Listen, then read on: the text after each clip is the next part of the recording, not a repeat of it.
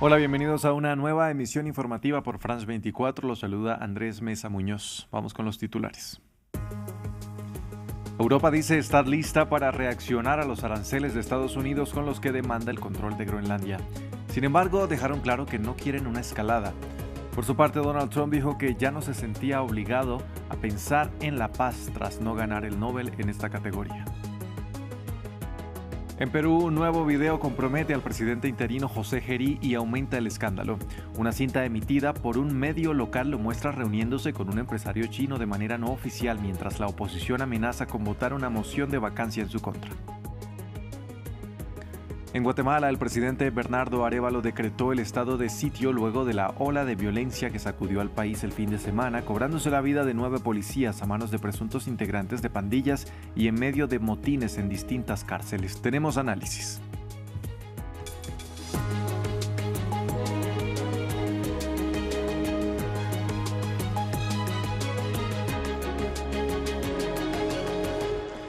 Vamos a empezar con noticias sobre las tensiones entre Europa y Estados Unidos por el tema de Groenlandia. Los líderes europeos se reunirán el jueves en Bruselas para alistar su respuesta común a Donald Trump, quien amenaza con nuevos aranceles a 8 países europeos y de la OTAN que rechazan sus intenciones de dominar la isla danesa. El mandatario estadounidense dijo que ya no se sentía obligado a pensar puramente en la paz después de no haber ganado el premio Nobel en esta categoría. Europa sigue reaccionando a las amenazas arancelarias de Estados Unidos y sus pretensiones sobre Groenlandia. El primer ministro de la isla ártica, administrada por Dinamarca, insistió en que el territorio debe decidir su propio destino. En Berlín, el canciller alemán Friedrich Merz se solidarizó con Dinamarca y Groenlandia.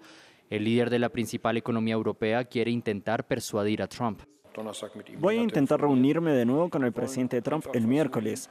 Hablé con él largo y tendido por teléfono el jueves. Simplemente queremos intentar resolver este problema juntos y el gobierno estadounidense sabe que también podríamos reaccionar por nuestra parte. Y es la economía el arma de Trump. Amenazó el sábado con imponer más aranceles a partir del 1 de febrero a Dinamarca, Francia, Alemania, Reino Unido y otros países europeos, hasta que se permita la adquisición estadounidense de Groenlandia. Este es sin duda un momento importante para Europa y en todos los momentos importantes para Europa la capacidad de Francia y Alemania para colaborar estrechamente es esencial para que podamos avanzar juntos. El bloque franco-alemán cree estar preparado para responder a la amenaza arancelaria de Trump con la misma moneda.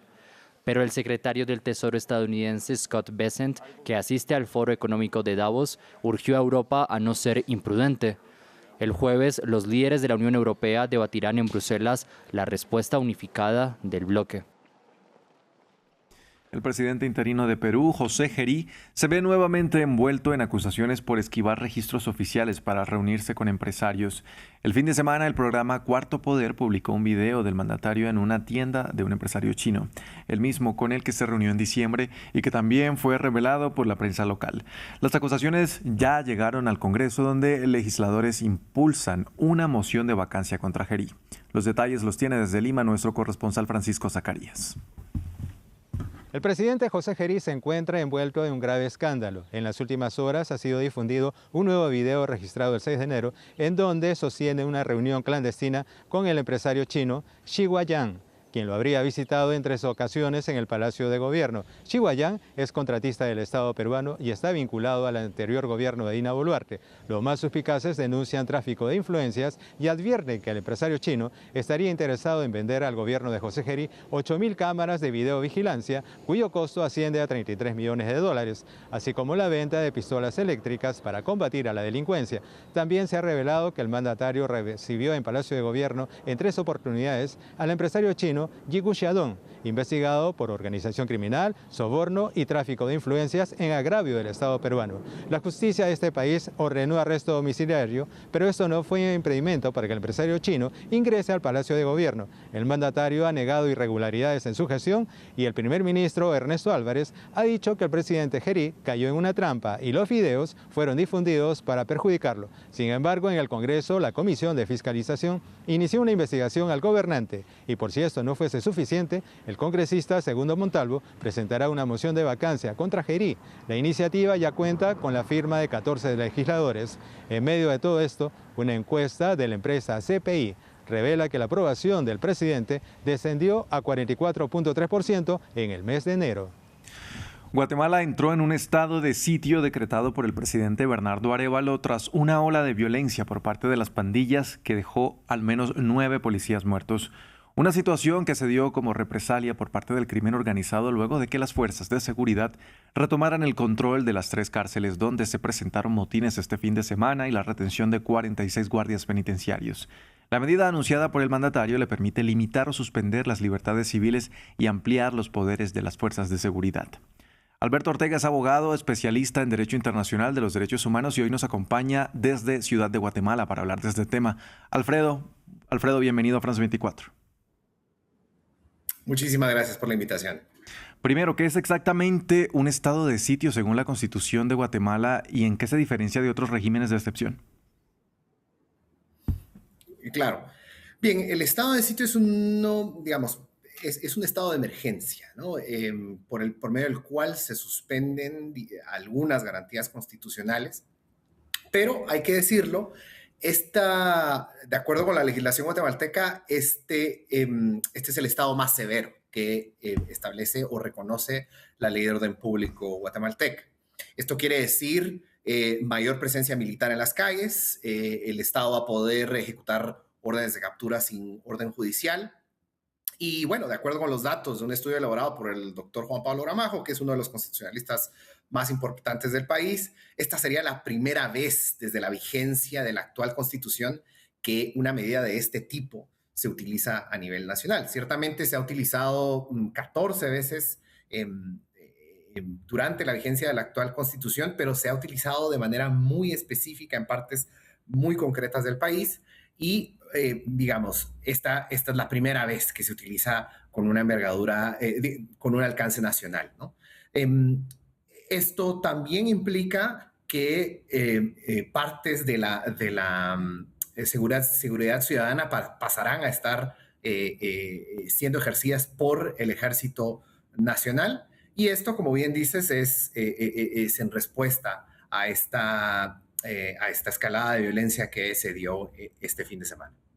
Alfredo, Guatemala tiene un historial de persecución a periodistas que han criticado a los anteriores gobiernos. ¿Existe tal vez el riesgo de que se vulneren derechos a la libertad personal, el debido proceso o a la libertad de expresión, por ejemplo? Claro, creo que tu pregunta es muy buena para contextualizar por qué el presidente Bernardo Arévalo decide tomar una medida que, como bien mencionaba hace algún momento, es la más severa que le ofrece la legislación nacional frente a una emergencia de esta naturaleza. Y creo que, en France 24 le han dado muchísima cobertura al carácter democrático del Estado, del gobierno de Bernardo Arévalo y cómo ha enfrentado diversos esfuerzos para, primero, evitar su toma de posesión y ya en el poder, una serie de esfuerzos para provocar una crisis constitucional para sacarlo del poder. El presidente, de hecho, durante la conferencia de prensa, el anuncio público del estado de sitio, señaló pues que detrás de los actos de violencia de este fin de semana, él veía la participación de redes político-criminales orquestando esta escalada de violencia, ¿no? No es menor cosa que de manera simultánea 3 centros de detención hayan sido tomados y que de manera simultánea, después del operativo en el que se retomaron los tres centros de detención, inician los ataques en contra de agentes de la Policía Nacional Civil.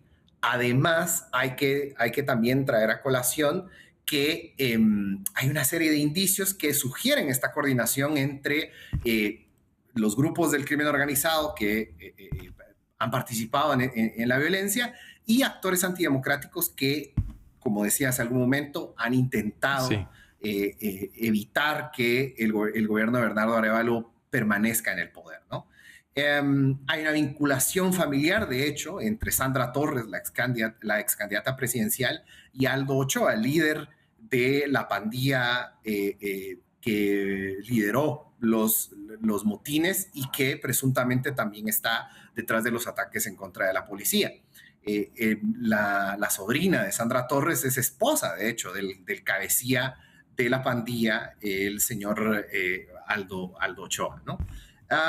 Entonces, bueno, estos hechos coinciden además con una visita oficial de una delegación de congresistas estadounidenses a Guatemala, y esto también ha sido ampliamente documentado, que actores antidemocráticos que han buscado evitar la permanencia de Bernardo Arévalo en el poder han mantenido un esfuerzo constante para empañar la relación bilateral de Guatemala con Estados Unidos y encuadrar al gobierno de Arévalo como una suerte de actor vinculado al narcotráfico, un poco comparándolo con las dictaduras venezolanas y nicaragüenses, ¿no? Entonces hay muchos indicios y una serie de circunstancias contextuales que sugieren más bien que esta medida de última ratio del presidente Arévalo es en respuesta a un nuevo intento por desestabilizar su gobierno y por quizás intentar un rompimiento del orden constitucional.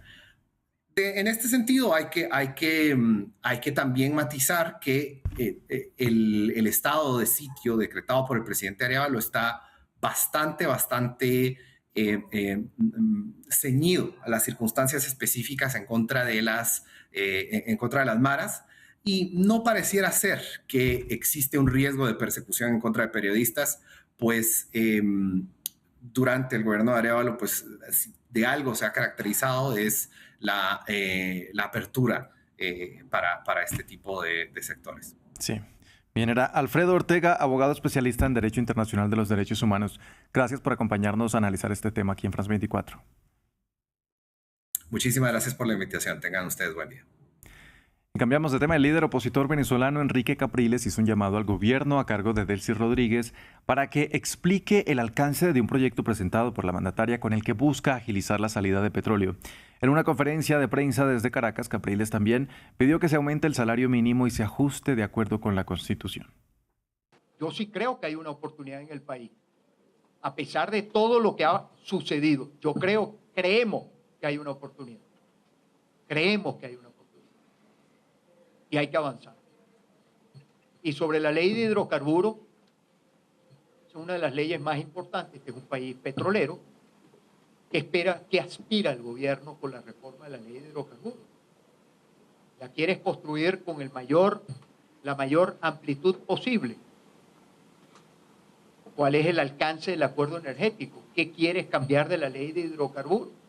Vamos ahora a España, donde continúan los trabajos de rescate en Adamus, donde 2 trenes se descarrilaron y provocaron la muerte de al menos 39 personas, mientras que 122 terminaron heridas. Desde el lugar del siniestro, el jefe del gobierno español, Pedro Sánchez, anunció 3 días de luto. Ramiro Cueva Alberena nos cuenta más.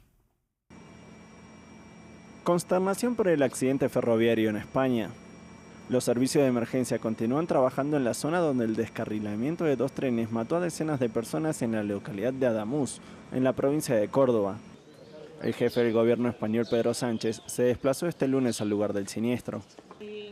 Nos preguntamos qué ha sucedido, cómo ha sido capaz de ocurrir esta tragedia.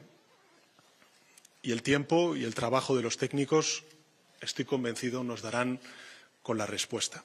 Además, más de 40 pasajeros continúan hospitalizados, 11 de ellos en cuidados intensivos. Una de las sobrevivientes relató cómo vivió la situación desde adentro del tren, el cual aprobó una revisión 4 días antes del accidente, según las autoridades. Y había algunos que estaban muy bien y hay gente que estaba muy mal. Y los tenías delante y sabías que se te iban y no puedes hacer nada. ¿Y tu hermana vino luego la ambulancia, los bomberos? ¿Quién la rescató? Los bomberos la rescataron del tren y se lo llevó la ambulancia, junto conmigo. Nos fuimos directamente al hospital. Civiles que ayudaron a rescatar pasajeros también describieron la crudeza de la escena. Trozos de gente, no era gente, era ya brazos. Te ibas encontrando y mi marido pues que vio un niño fallecido dentro, que es lo que él no quería encontrarse, se encontró un niño fallecido dentro, otro niño llamando a su madre, buscando a su madre. Este de Adamuz es el accidente más grave en suelo español desde 2013, cuando 80 personas murieron y 130 terminaron heridas luego del descarrilamiento de un tren que unía la ruta Madrid-Ferrol. Pasamos a Francia. El primer ministro Sébastien Lecornu anunció que aplicará el polémico artículo 49.3 para forzar la aprobación del presupuesto de 2026 sin tener que pasar por la Asamblea Nacional. El premier defendió su decisión diciendo que es la única manera de lograr la estabilidad fiscal en 2026. Así, Lecornu se juega su cargo en momentos en los que vuelve a surgir la posibilidad de una moción de censura que prospere en el Parlamento, aunque hasta ahora el Partido Socialista dijo que podría no votar a favor de la destitución. Hasta aquí este informativo. Gracias por acompañarnos.